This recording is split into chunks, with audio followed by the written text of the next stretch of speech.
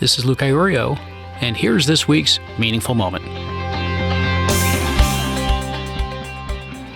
In a lot of the work that I do with students, with coaching clients, things like that, there's a situation that tends to come up more often than not.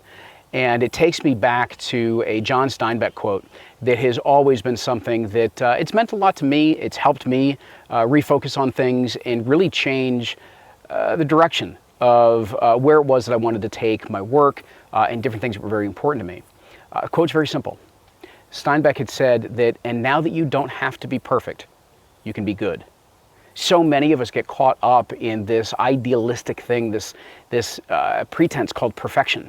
And we believe that this is something that we should be reaching for, that we should be striving for. And of course, what happens is that we either never get started, we never put our work out into the world, we never show up fully the way that we could because we don't believe we're ready. We don't believe it's perfect yet. And so we just don't go there. I think it's really interesting. You know, my business partner and mentor of mine, Bruce Schneider, always chuckled and he said, you know, honestly, the definition of a perfectionist should really be somebody who finds flaw with everything. Because that's what we do. We measure up against this thing that we know can't be attained, and we're doing it for a reason. We're doing it because it's safer for us to not put it out into the world. And even though we use the excuse of we're not putting it out there because it's not perfect yet, it's really more times than not really just an excuse. And so when I started to face this in my own work, my own life, different areas that I felt that, oh, I'm striving for perfection. I don't want to put this out there for my work. I don't want to show up this way in my relationships. I'm not ready for that. I'm not prepared for that yet. I realized it was an excuse for me. And when I started to get away from this idea of perfection and instead step into this place of being vulnerable, of putting it out there, of letting it ship, as Seth Godin says, what happens is that you start to get real good. Because as you put things out, that's when things can take hold. That's when you can realize what's working for you and what's not. That's where you get to evolve and you do something that is really scary. You learn in public. You learn in front of others, even if that other is just your spouse or your partner. It's learning in front of others. But when we do that, that's how we get good. That's how we really start to hone our craft, start to hone who we are and how it is that we show up. But I also want to take it one step further.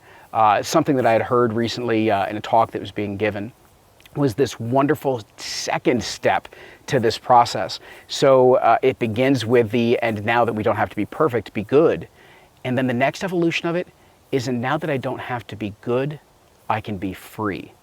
Because even good still has a paradigm. It's an empowered way of living. It's an empowered way to be able to put things out there into this world and to improve upon them and get better and to do all those things. Those are wonderful things for us to take on. And it's not that we shouldn't stop striving for that way of living and that way of showing up.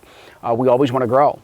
And at the same time, part of that growth is to be free of our own expectations, to be free of the limitations we put on ourselves, to be free of the ways in which we allow our inner critic to get the best of ourselves, to be free of the way that people may label us or judge us in any given way, because it's not just simply about being good, it's about being you. It's about expressing yourself. It's about showing up. It's about experiencing life. It's about all of these things that allow us to be free, to experience this thing called freedom. Freedom is not just simply something that is situational, circumstantial. It's not doing what you want, when you want, with whom you want.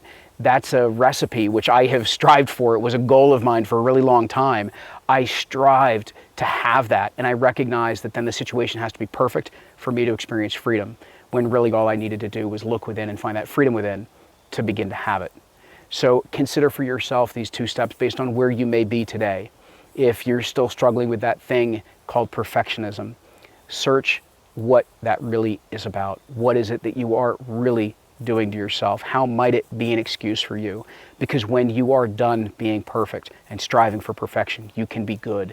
And if you're starting to put it out into the world, if you're starting to get to the point where you can ship, you can put your art out there, you can put your work out there, you can put yourself out there, know that it's a journey and know that it's a process, and one that will ultimately end in your freedom. Enjoy the ride.